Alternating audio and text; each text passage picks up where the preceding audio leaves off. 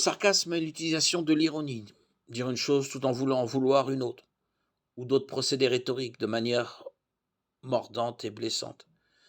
Il y a une différence entre le sarcasme et la satire, bien qu'ils soient liés. La satire est l'utilisation de l'ironie ou du ridicule pour exposer la bêtise, mais sans la morsure du sarcasme. La satire est plus douce, le sarcasme est plus moqueur. La question est de savoir si la satire ou le sarcasme sont appropriés.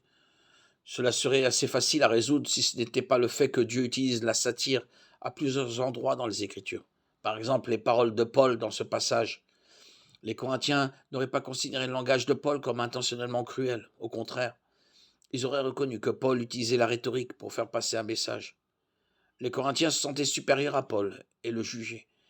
Il les appelle donc des rois spirituels et dit ironiquement que Dieu considère ses apôtres comme de la racaille et de la lie. Le passage semble sarcastique. Il dit une chose tout en voulant en dire une autre, d'une manière qui fait passer les auditeurs pour des idiots. Mais la méthode de Paul n'était pas destinée à être une insulte personnelle. Le but était d'attirer l'attention des lecteurs et de corriger une fausse façon de penser. En d'autres termes, les paroles de Paul sont satiriques, mais pas sarcastiques. Elles sont prononcées avec amour envers des enfants bien-aimés. Vous êtes déjà rassasiés, vous êtes déjà devenus riches, vous êtes devenus rois sans nous. Et même je voudrais que vous soyez devenus rois afin que nous aussi nous régnions avec vous.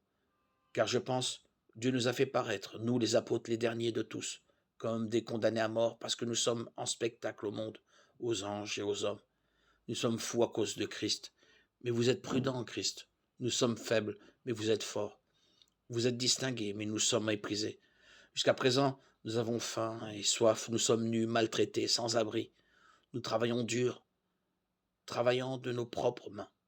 Quand on nous insulte, nous bénissons. Quand on nous persécute, nous supportons. Quand on nous calomnie, nous cherchons à nous concilier. Nous sommes devenus comme l'écume du monde, la lie de toutes choses, jusqu'à maintenant. 1 Corinthiens 4, 8, 13. Le langage de Paul est ironique.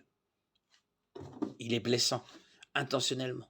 Pourtant, comme son intention était de conduire les Corinthiens à obstiner la vérité, on peut quand même considérer cela comme de l'amour. En fait, Paul a poursuivi ce passage en disant « Je n'écris pas ces choses pour vous faire honte, mais pour vous avertir, comme mes enfants bien-aimés. » 1 Corinthiens 4, 14.